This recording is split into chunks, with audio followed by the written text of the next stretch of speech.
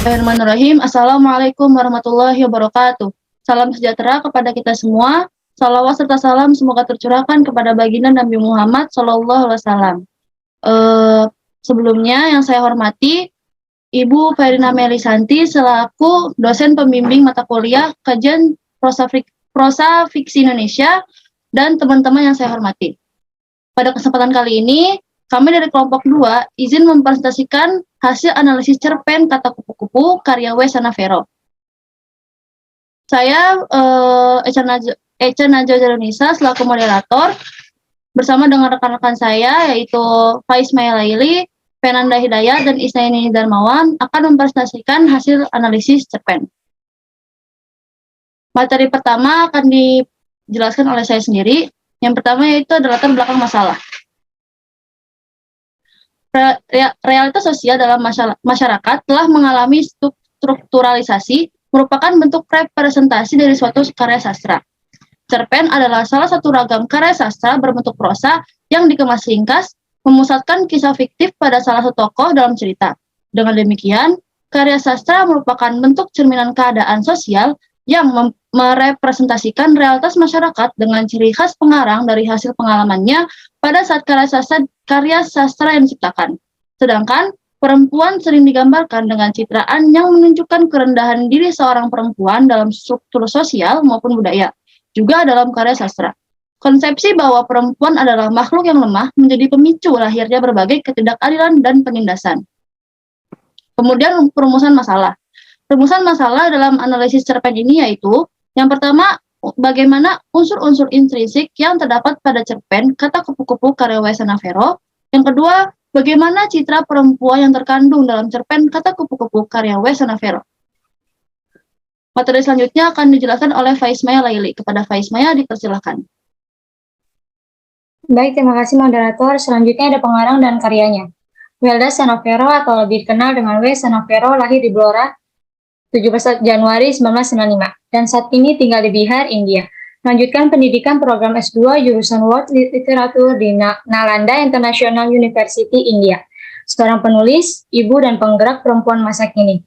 Perempuan yang berjalan sendirian merupakan buku kumpulan prosa ketiga yang ia tulis setelah buku Paragraf-Paragraf untuk Nurlela yang diterbitkan oleh Pataba Press tahun 2020 dan buku prosa perempuan yang memesan takdir yang diterbitkan oleh Buku Mojok pada tahun 2018. Selanjutnya ada subjek dan objek penelitian. Adapun yang menjadi subjek penelitian dalam penelitian ini adalah cerpen kata kupu-kupu yang merupakan salah satu judul di dalam buku kumpulan cerpen perempuan yang berjalan sendirian karya W. Sanavero yang terbit pada tahun 2022. Cerpen kata kupu-kupu ini mengisahkan tentang tokoh seorang perempuan dengan menggunakan kata ganti aku yang tidak tahu kapan tepatnya dunianya berjalan dan kehidupannya dimulai. Ia hanya meliputi aktivitas-aktivitasnya menjadi perempuan rumah tangga dan seorang ibu. Adapun objek pada penelitian ini adalah untuk mendeskripsikan unsur-unsur intrinsik dalam cerpen dan menganalisis citra perempuan yang terdapat dalam cerpen kata kupu-kupu karya W. Sanavero. Selanjutnya saya serahkan kepada moderator. Terima kasih. Baik, terima kasih Faiz Maya. Materi selanjutnya akan dijelaskan oleh Isnaini Darmawan. Kepada Isnaini dipersilakan. Analisis unsur-unsur intrinsik pada cerpen kata kupu-kupu karya W. Sanavero. Adanya tema.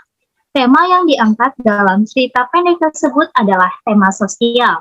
Tema sosial adalah tema yang berisikan gagasan tentang kehidupan dan permasalahan sosial di lingkungan masyarakat. Salah satu kutipan cerpen yang membuktikan adanya tema sosial adalah sebagai berikut. Ketika aku membuka mata di saat pagi, dunia yang kutinggali seperti seragam anak sekolah yang rapi, tertata dan tak dapat diganti, mengerjakan pekerjaan rumah lebih giat ketimbang seseorang yang digaji oleh majikannya. Kutipan di atas menunjukkan bagaimana keadaan sosial yang dialami oleh tokoh aku sehari-harinya. Ia merasa bahwa kehidupannya seperti berputar di sana saja, monoton dan melelahkan sebagai seorang ibu. Yang kedua, adanya sebuah plot. Plot yang digunakan dalam cerita pendek tersebut adalah plot progresif atau alur lurus maju. Menceritakan tentang tokoh aku yang termenung ditemani secangkir kopi, memikirkan kehidupan yang monoton dan tidak sesuai dengan keinginannya. Kemudian datanglah dua kupu-kupu yang memberitahukannya cara mengubah hidup. Selanjutnya ada tokoh dan penokohan. Dalam cerpen Kata Kupu-Kupu karya Wesana Pero, ada tokoh aku, seorang ibu sebagai tokoh utama, yaitu ibu rumah tangga yang kesibukannya diisi dengan rutinitas umumnya seorang ibu yang memiliki anak. Kemudian ada tokoh anak dan tokoh tetangga sebagai tokoh tambahan dalam cerpen tersebut. Kemudian ada latar tempat dalam cerpen tersebut yaitu rumah. Rumah menjadi latar tempat yang mayoritas digambarkan pada aktivitas tokoh aku. Kegiatan yang dilakukan didominasi oleh kegiatan di dalam rumah. Kemudian adanya latar waktu di pagi hari. Dalam cerpen Kata Kupu-Kupu, latar waktu pada cerita dimulai di pagi hari. Di saat orang lain masih terlelap, aku berbeda dengan orang pada umumnya. Sesuai dengan kutipan berikut. Dupa sudah menyala sejak subuh tadi. Kopiku juga sudah hampir dingin. Dunia ini kapan tepatnya dimulai? Saat seorang mengatakan dunia mereka baru akan dimulai ketika terbitnya fajar. Kemudian ada latar sosial budaya. Aku merupakan seorang ibu rumah tangga yang kesehariannya melakukan aktivitas seperti memasak, mengepel, dan menanak nasi. Aku merasa tidak bisa menjadi ibu yang sempurna ketika melakukan hal tersebut. Slide selanjutnya, kemudian ada sudut pandang.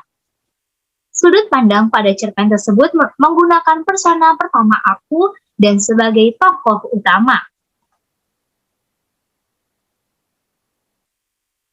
Narator sebagai tokoh utama ini terlibat dalam cerita dengan menyebutkan dirinya sebagai aku.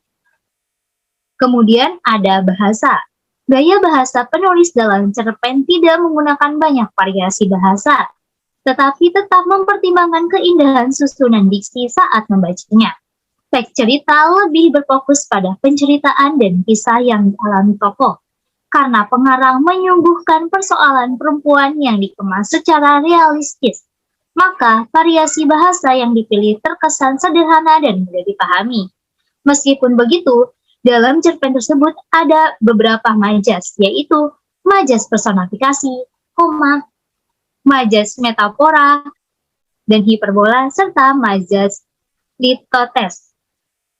Selanjutnya, ada moral atau amanat.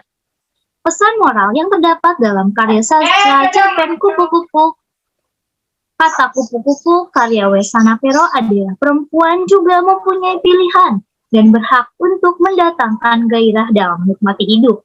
Melalui kupu-kupu di dalam cerpen yang mencoba menyadarkan sang tokoh untuk memulai dunianya dengan gairah. Hal tersebut ditunjukkan pada kutipan berikut.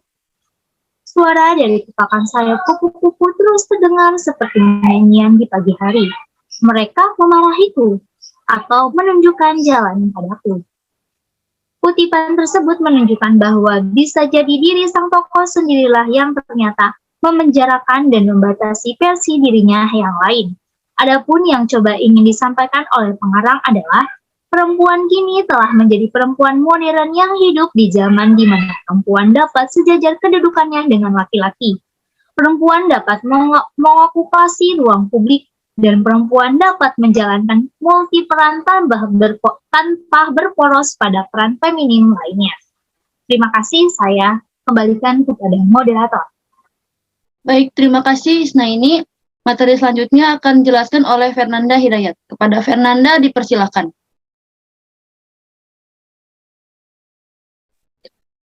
Baik, terima kasih pada moderator. Berikutnya adalah pembahasan mengenai citra perempuan dalam cerpen Kata Kupu-Kupu karya Wesana Pero. Yaitu yang pertama adalah citra perempuan pada masyarakat. Perempuan di dalam cerpen Kata Kupu-Kupu karya Wesana Pero ini adalah seorang perempuan di dalam rumah tangga yang dicitrakan sebagai seorang ibu. Ia berpandangan bahwa dirinya harus menjadi sosok ibu rumah tangga yang sempurna, menghindari stereotip masyarakat tentang tuduhan-tuduhan perempuan yang sia-sia. Lalu berikutnya adalah citra perempuan dalam rumah tangga.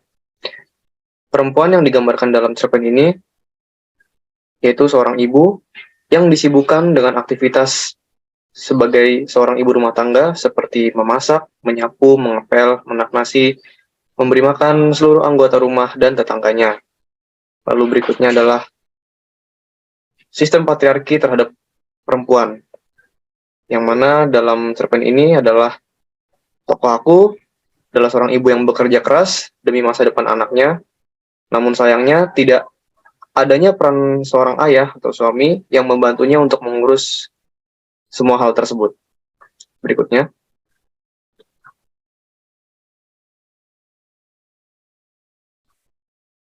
Lalu berikutnya adalah kesimpulan.